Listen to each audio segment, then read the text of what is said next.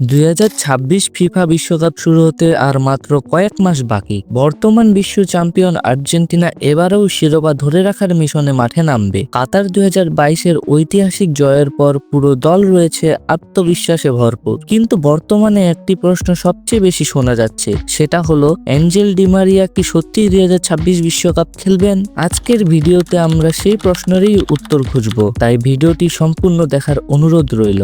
2026 বিশ্বকাপ অনুষ্ঠিত হবে যুক্তরাষ্ট্র, কানাডা এবং মেক্সিকো এই তিনটি দেশে, যা চলবে 11 জুন হতে 19 জুলাই পর্যন্ত।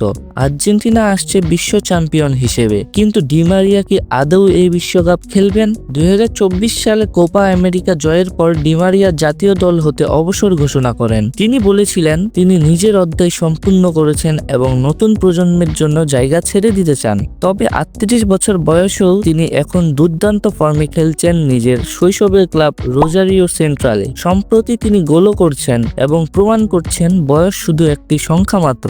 এই পরিস্থিতিতে এক অবিশ্বাস্য মন্তব্য করে বসেছেন আর্জেন্টিনার 1978 সালের বিশ্বকাপ জয়ী কিংবদন্তি গোলরক্ষক মাতিলদো ফিলোল। তিনি জানিয়েছেন কোচিং স্টাফ এবং কিছু খেলোয়াড় নাকি ডি মারিয়াকে দলে ফেরানোর চেষ্টা করছেন। ফিলোল বলেন, আমার মনে হয় সে খেলতে পারবে, এতে কোনো সন্দেহ নেই। আমার অনুভূতি বলছে তাকে রাজি করানো হবে। বর্তমানে আর্জেন্টিনা দলের কোচ লিওনেল স্কালোনি তরুণদের সুযোগ দিলেও বড় টুর্নামেন্টে যে অভিজ্ঞতার প্রয়োজন তাও সে জানে। আর ডি মারিয়া এমন একজন খেলোয়াড় যিনি বড় ম্যাচে সবসময় জ্বলে ওঠেন। কাতার বিশ্বকাপ ফাইনালে গোল, কোপা আমেরিকা ফাইনালে গোল, অর্থাৎ বড় মঞ্চে তিনি সবসময় নায়ক। আর তিনি যদি ফেরেন তাহলে মেসির পাশে আবারও দেখা যাবে সেই পরিচিত জুটি। এখন সবকিছু নির্ভর করছে তার সিদ্ধান্তের উপর। তিনি কি আবারও নীল সাদা জার্সি গায়ে চাপাবেন নাকি ফুটবল হতে অবসরপ্রাপ্ত হিসেবে থাকবেন? সময়ই দেবে তার উত্তর। কিন্তু যদি তিনি ফেরেন তাহলে সেটা হবে 2026 বিশ্বকাপের সবচেয়ে আবেগঘন গল্পগুলোর একটি। সাবস্ক্রাইব।